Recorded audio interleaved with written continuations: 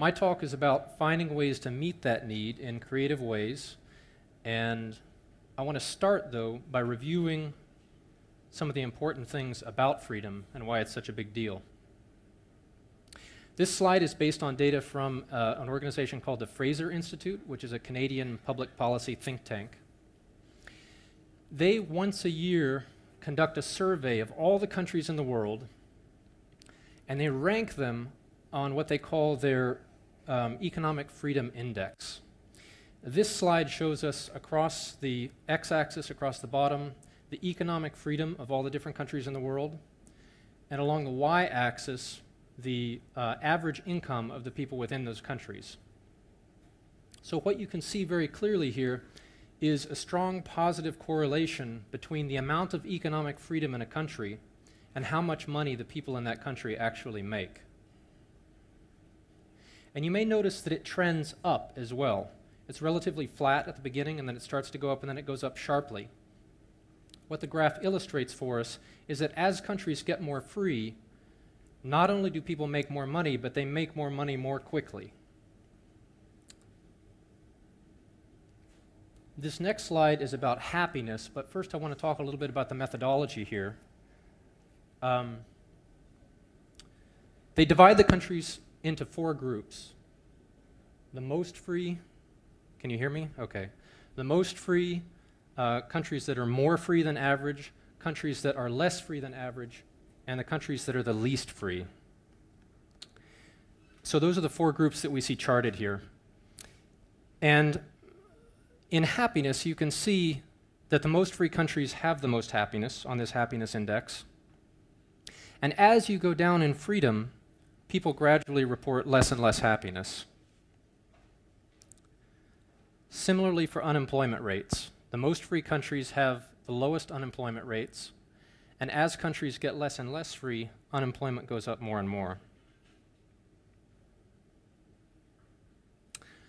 Infant mortality, free countries have the lowest infant mortality by far.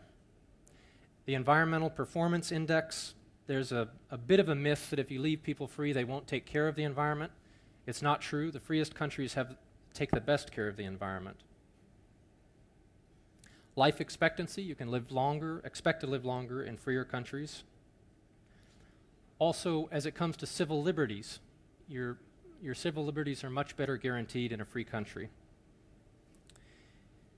Here we see, to an extent, a repeat of the slide we saw before about income levels. But what's important to see here is that same trend, where the more free the country is, the more income you can make, and as you go down to less and less freedom, your income goes down further. Finally, you might think, okay, in rich countries, rich people make a lot of money, that brings up the average, etc. But even if we look at the income of the poorest 10% of all these countries, still, very often you would be better off to be a poor person in a free country than a wealthy person in an unfree country. Corruption as well, we have far less corruption in free countries. Child labor is coming up again. Okay, so if we look at the big picture here, there's all these different measures, and the more free a country gets, the better off you are. So it seems like everyone would want freedom, but it turns out freedom is a somewhat hard thing to get. I'll talk about that more in a minute. First, let's think a little bit about what freedom is. The Fraser Institute, who provided this data that I've been talking about, they identify 4 factors. First is personal choice, to what extent you get to make the decisions in your own life. Second is voluntary exchange coordinated by markets. That essentially means to what extent is the economy that you lived in planned by some central government versus planned by people who are actually trading together. Third is freedom to enter and compete in markets. This is essentially a lack of regulation. How easy is it for you to go into business without being hampered by regulations?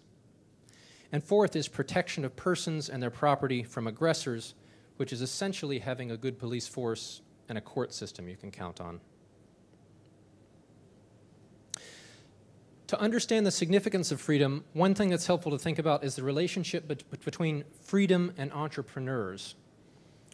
entrepreneurs, in a fundamental sense, are people who create value for other people. And if they're good at it, they're really good at creating value for other people. We tend to think of entrepreneurs as being business people, and there are business entrepreneurs, but there are also social entrepreneurs who focus on solving social problems, educational entrepreneurs, providing new ways to educate people and sometimes even finding ways to work around a broken educational system. There are health entrepreneurs, and to an extent, more and more, there are spiritual entrepreneurs, which, as Matt Ridley in his talk talked about ideas having sex and human society getting more and more advanced, as our standard of living improves, more and more of us are not busy hunting food or figuring out how to build shelter. We have higher aspirations, and these are the aspirations that are met by spiritual entrepreneurs. Something those of us in developed countries often lose sight of is what entrepreneurs really need. Michael Strong talks about something he calls the entrepreneur's toolkit. In an important sense, this is what people who are leaving less developed countries, risking their life to go to more developed countries, often what they're looking for is these two things. They're things that support entrepreneurial activity in general. The first one is secure private property. In many less developed countries, the private property system is so undeveloped that you don't even own clear title to your own home. If you don't own clear title to your own home, you can't get a small business loan because you don't have something to use for collateral. If you can't get a small business loan, it's very much harder to grow from a business that employs 1 or 2 people to something that employs 50 or 100 people. So property rights affect entrepreneurship in ways that we might not even think about, but they can be very insidious when they're not present. The second item in the entrepreneur's toolkit is the rule of law. Again, something we take for granted in developed countries, but there are many countries in the world where entrepreneurs and civilians are governed not by law, but by people. And so if you're in danger of some arbitrary fiat or some arbitrary decree rendering your company illegal or rendering you as an illegal immigrant, it makes it very difficult for you to plan for the future. It makes it very difficult to get investment funds. Investors of all sorts, including entrepreneurs, very much want to be able to predict the future, and if you live in a society without rule of law, that's very difficult. Why is freedom so effective? And by the way, are we going to reset the clock since I lost a couple minutes at the beginning? I hope so. Okay, why is freedom so effective? If you think about it, I've talked a little bit about elements of freedom. We looked at what the Fraser Index offers. Freedom is essentially about removing force from human relationships. You live in a free country to the extent that you know you can live there, you can do business there, you can interact with other people without someone using force against you. And what that does is it creates a society based on consensual interactions. If I can only interact with you through consent, that means I have to offer something of value if I want something from you. We have to exchange, mutual exchange to mutual benefit. That's how it works in a free society, which means if I want something from you, I have to become an entrepreneur. I have to learn how to solve problems that you have. So the beautiful thing about free societies is they create societies of entrepreneurs who become better and better at solving other people's problems. It's an amazing thing. This is a picture of some young children from Senegal. It's a country known for its entrepreneurs who often have to leave to go to countries where they can practice their craft. And unfortunately, every year, hundreds of Senegalese perish at the bottom of the ocean because they try to get in small boats to get to Europe.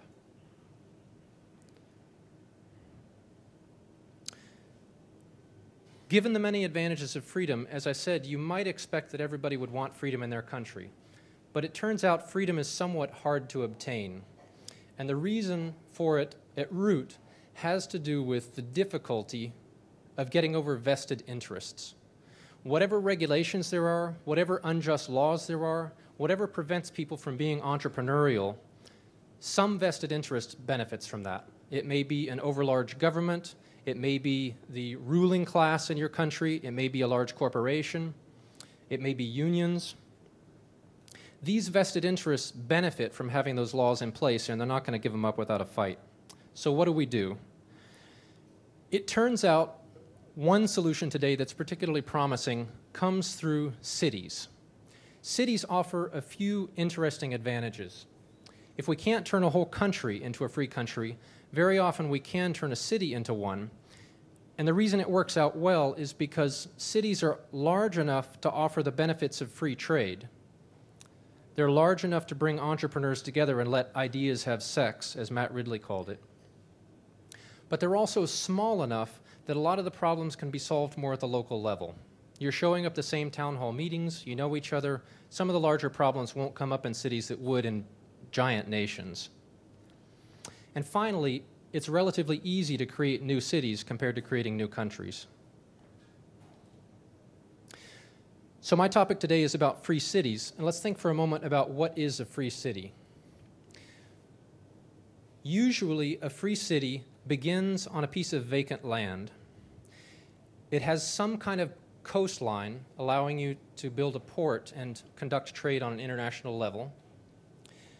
And you start with excellent rules and institutions. I talked about the entrepreneur's toolkit. That's one of the first things that free cities start with.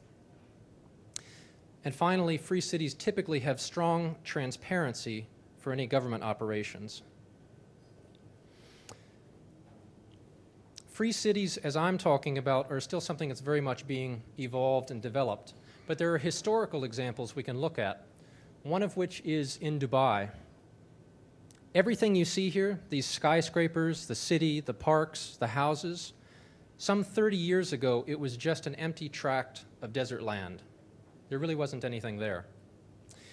What they did was they set up an independent judicial administrative district with traditional Western property rights. They invited investors to come in and start investing in the infrastructure and creating jobs. By 2000, they had created a $17 billion economy right there where nothing had existed before. So when you do things right, you can make a lot of progress. A second example of something sort of a prototype, an early version of free cities, would be what China has done in their Shenzhen special economic zones. When China took back control of Hong Kong from Britain, they had a little bit of a problem on their hands, in that most Chinese would rather be living and working in Hong Kong than being on the mainland. So what they did was they took some of what seemed to be working right in Hong Kong, and they started introducing it in cities in Southeast China. Shenzhen was one of the first cities, and it's been very successful. It's created tons of jobs. A lot of the economic growth that we've seen in China in recent decades has come through these zones. Finally, I want to talk about the Honduras. This is a country in Central America, very much stricken by poverty.